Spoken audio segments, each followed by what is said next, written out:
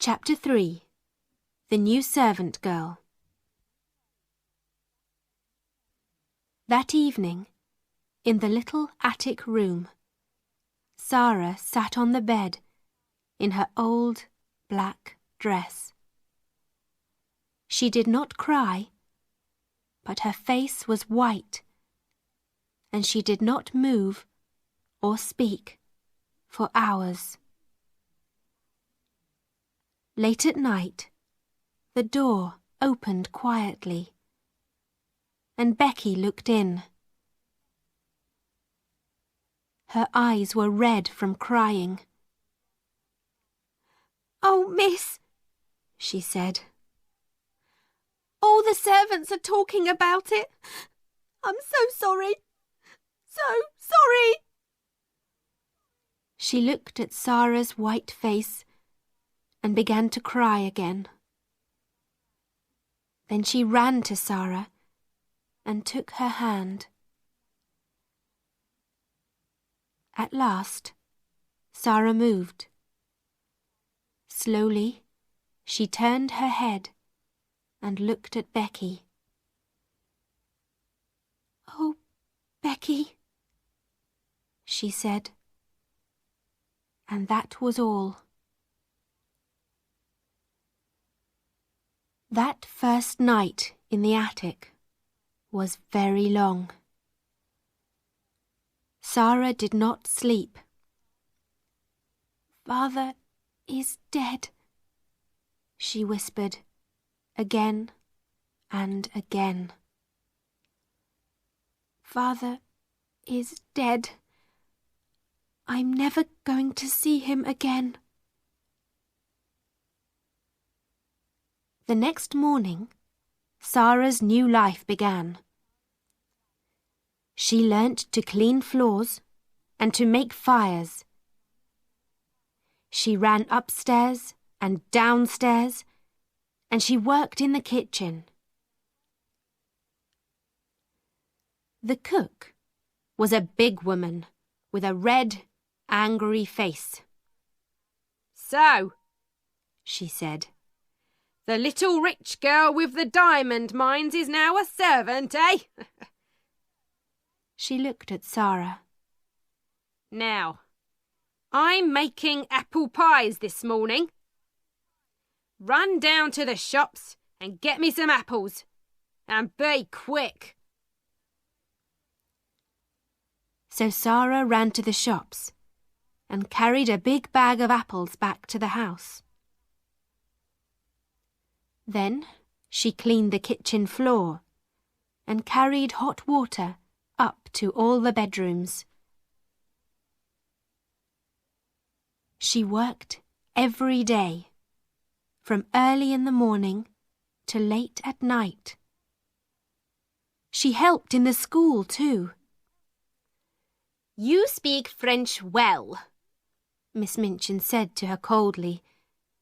"So you can teach French to the younger children. But you're only a servant. Don't forget that." The first months of Sara's new life were very hard. She was always tired and hungry, but she never cried.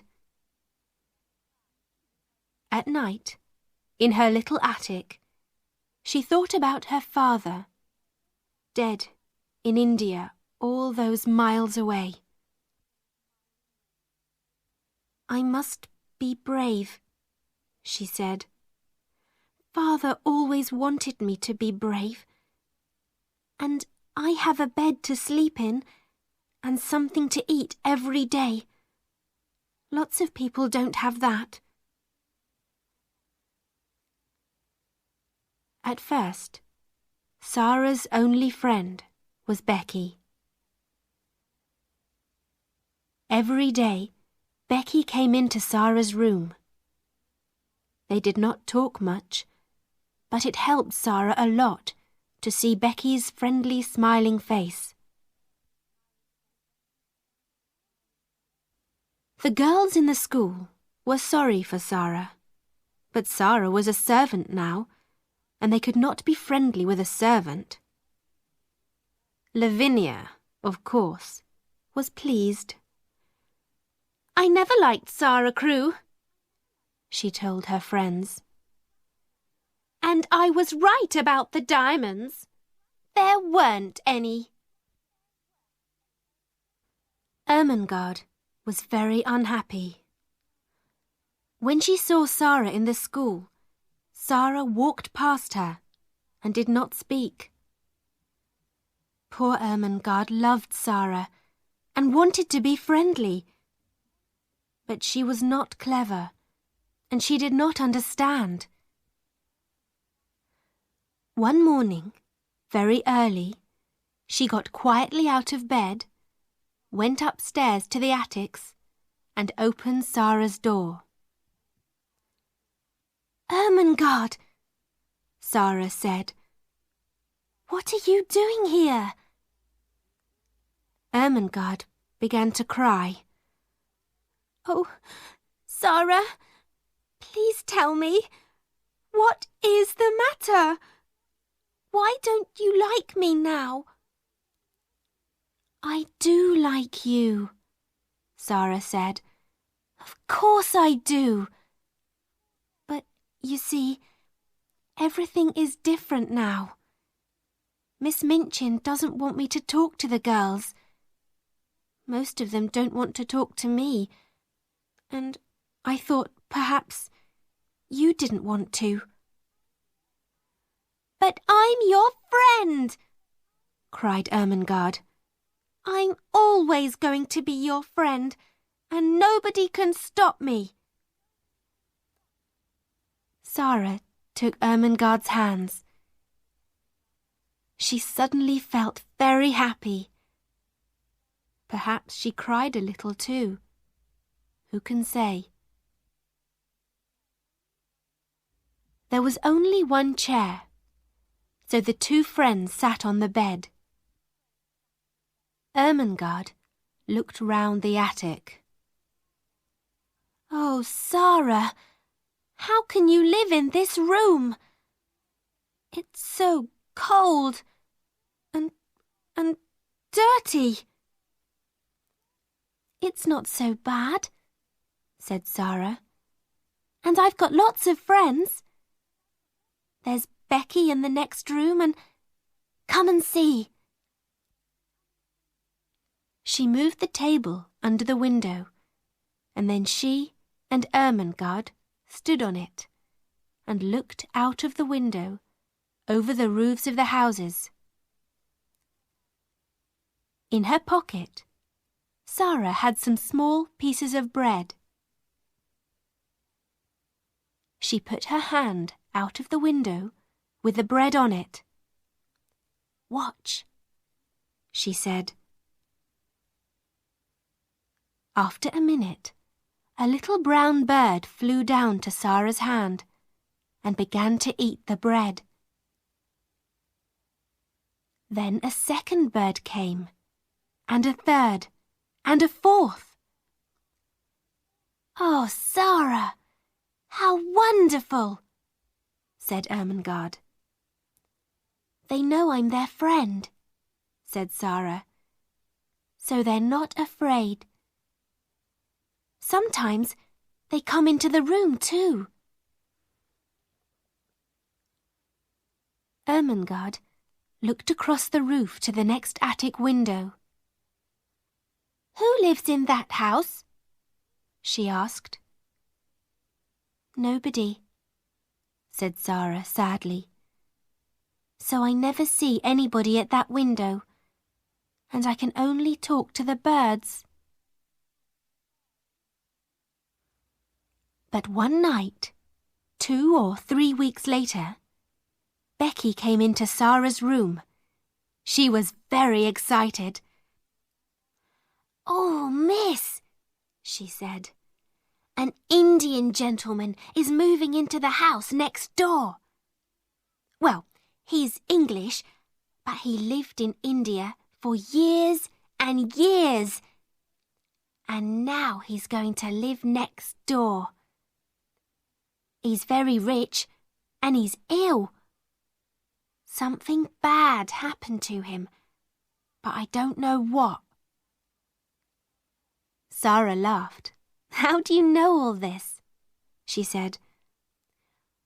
"Well, miss, you know the Carmichael family across the street?" Becky said.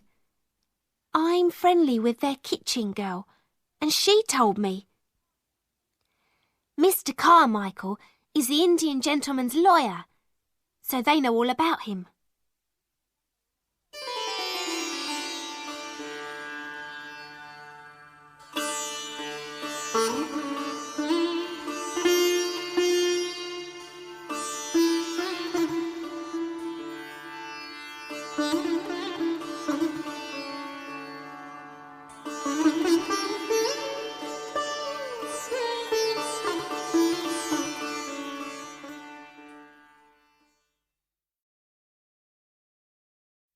Chapter 4. Ram Dass and the Monkey. Every morning, when Sara gave the birds their bread, she looked across to the attic window next door, but nobody opened it. Nobody called out, "Good morning," across the roof, or gave Sara a friendly smile. "Perhaps the Indian gentleman's servants all sleep downstairs," she thought sadly. Her life was very lonely now. She saw Becky every day, of course, but they did not have much time for talking. The cook and the other servants were not friendly. Sometimes, at night, Ermengarde came up to Sara's room, but it was not easy for her to come often. Then, one evening, Sara was in her attic when she heard a noise on the roof. She looked up, and there, at the open window, was a small monkey. "Oh, you dear little thing!" cried Sara.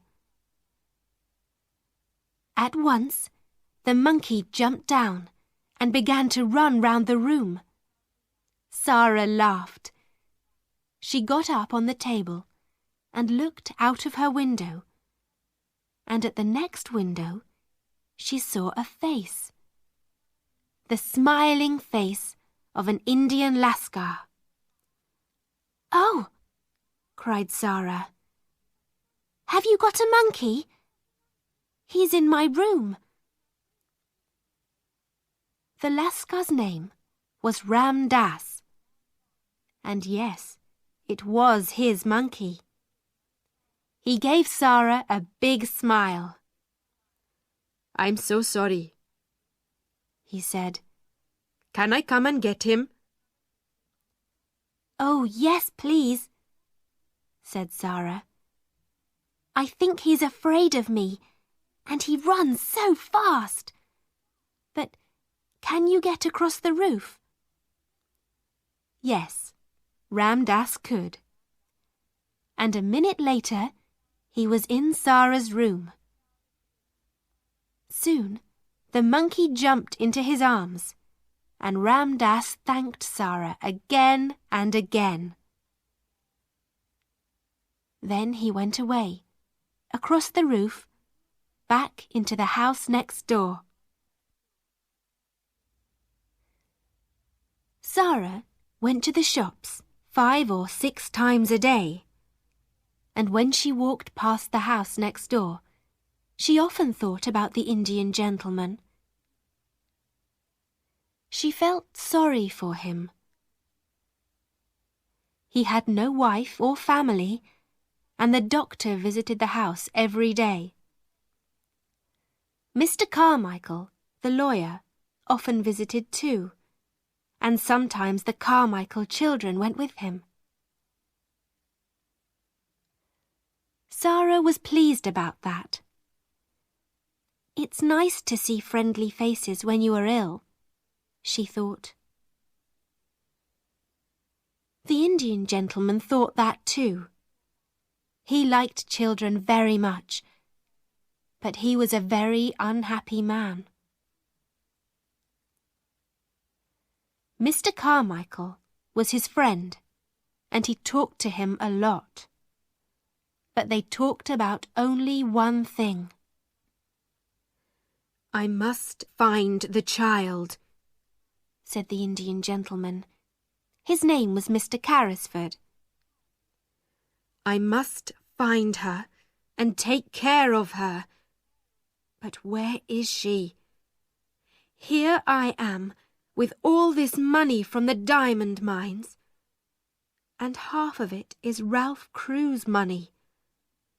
Oh, Carmichael, why did I leave my friend and run away when things looked bad? Why?" "You ran away because you were ill with a fever," said Mr. Carmichael. "It nearly killed you, remember? And it did kill poor Ralph," said Mr. Carrisford. "He put all his money into the mines because I was his friend. But at first we didn't find any diamonds, and all Ralph's money was gone. I was afraid to tell him, so I ran away.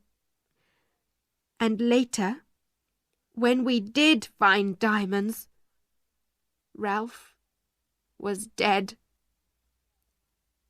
He laughed angrily. "What a brave friend I was!" "It's not easy to be brave," Mr. Carmichael said quietly, "when you're ill with a fever." Mr. Carrisford looked into the fire. "Ram Dass tells me," he said, "about a little servant girl next door. The monkey ran away, and Ram Dass went across the roof to get him back from her room. The poor child sleeps in a cold, dirty attic and works about 16 hours a day. Is Ralph's daughter living like that? I can't stop thinking about it." "We're going to find her one day," said Mr. Carmichael. "But how?" said Mr. Carrisford. He put his head in his hands. "I never saw her. I don't know her name. Ralph always called her his little missus. We talked all the time about the mines. He never told me the name of her school. Her mother was French. So did he take her to a school in France? Or was it in England?" "Well, we know there was a child at a school in Paris," said Mr. Carmichael, "with the name of Carew or Crewe. Her father died suddenly, and a Russian family took her away with them, because she was a friend of their daughter. Perhaps this girl is Ralph Crewe's child. Next week, I'm going to Moscow to look for her." "I want to go with you, but I'm not well," said Mr. Carrisford. "I must find her, Carmichael. I must. Every night in my dreams, I see Ralph Crewe's face, and he says, 'Tom, Tom, where is my little missus?' And I have no answer for him." Mr. Carrisford took his friend's hand.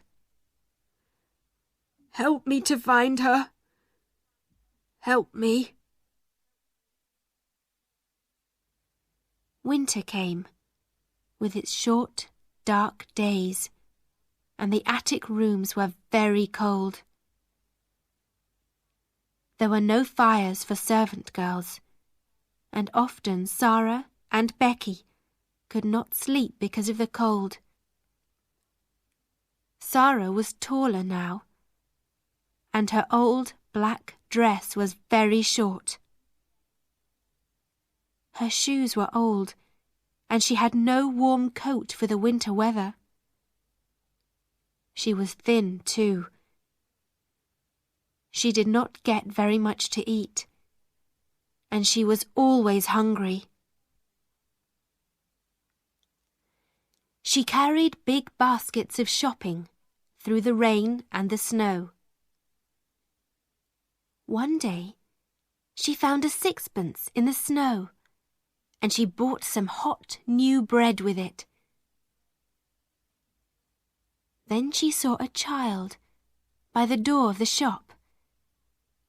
The child had no shoes and no coat, and her thin face was blue with cold. She is hungrier than I am, thought Sara, and she gave her hot new bread to the child. When she got back to the school, Miss Minchin was angry. Cook is waiting for you, Sara. Why are you late? I can't walk quickly through the snow, said Sara. My shoes are old, Miss Minchin, and my feet get very cold. Miss Minchin did not like to hear this. Don't speak to me like that, she said. I am kind to you. I'm giving you a home, but you never say thank you to me. Sara looked at her. You are not kind, she said quietly. And this is not a home. Go to your room at once, said Miss Minchin. On the stairs, Sara met Lavinia. Lavinia looked at her and gave a little laugh. Oh, here's Princess Sara, she said, in her old dress and her dirty shoes. In the attic, Sara sat down on the chair by her table. I must be brave, she whispered. A princess is always brave, so I must be too. But it's not easy. She put her head down on her arms. Oh, Father, do you remember your little missus? Can you see me now? And in the house next door, Mr. Carrisford sat by a warm fire. Moscow is a long way from London, and he could only wait. But he thought about Ralph Crewe's child every day.